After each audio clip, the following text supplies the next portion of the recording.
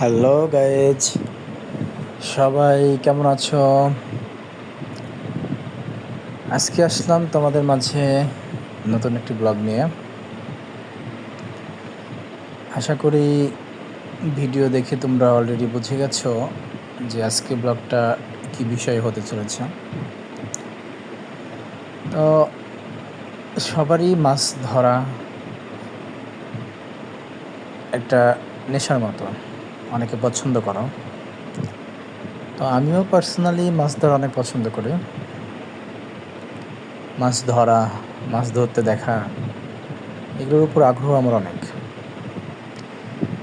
তো সেজন্য আজকে আমি তোমাদের একটা ব্লগ দেখাবো যেখানে একজন মাছ ধরতেছে। তো আমি ভিডিও করতেছি, দেখি সে আসলে মাছ পায় কিনা। অলরেডি সে সকাল থেকে মাছ ধরতেছে, এখন প্রায় দুপুর বেজে হয়ে গেছে। অনেকগুলো মাছ পেয়েছে সে, অনেক বড় বড় মাছ সে পেয়েছে। তো আমি তো দেখে অবাক, সে এতগুলো মাছ পেয়েছে। তো তার মাছ ধরা দেখে আমারও খুব ইচ্ছে হচ্ছে যে আমি একটু মাছ ধরি। তো আমিও ছোটোবেলা থেকে একটু একটু মাছ ধরার অভ্যাস আছে আমার। সেজন্য মাছ ধরা কোথাও দেখলে আমি থেমে যাই এবং মাছ ধরা দেখা এনজয় করি অনেক। তো আমি রাস্তা দিয়ে যাচ্ছিলাম, তখন দেখলাম সে মাছ ধরতেছে। তো আমি এই জন্য একটু দাঁড়ালাম, গাড়িটা থামিয়ে মাছ ধরা দেখতেছি। শুধু আমি একা কেন দেখব, আমার ফ্রেন্ডরা তো সবাই আছো। আমি চাই সবাই দেখো, সবাই উপভোগ করো কীভাবে সে মাছ ধরতেছে।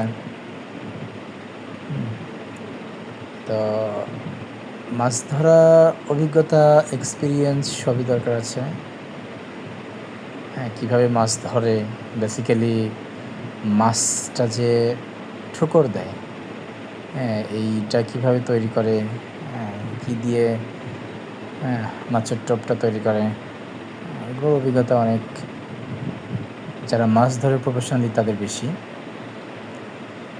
তো আমি যখন তাদের সাথে কথা বললাম, তারা বলল যে তারা নাকি পিঁপড়ার বাসা, তার সাথে রুটি মিশিয়ে সুন্দর করে টোপ তৈরি করে। তো গাইজ, তোমরা ভিডিওটা মনোযোগ সহকারে দেখো, সে কি আদৌ মাছ পায় কি না। সে অলরেডি অনেক মাছ পেয়েছে কিন্তু। তো গাইজ, সবাই দেখতে থাকো, ভালো থাকো। আমি যত নতুন, বেশি বেশি করে আমাকে সাপোর্ট করো। তোমাদের সাপোর্ট আমার জন্য অনেক গুরুত্বপূর্ণ। আমাকে সাপোর্ট করলে অবশ্যই আমি তোমাদের সাপোর্ট করব, পাশে থাকবো। তো ঠিক আছে বন্ধুরা, সবাই ভালো থাকো, সুস্থ থাকো, এই কামনাই করি।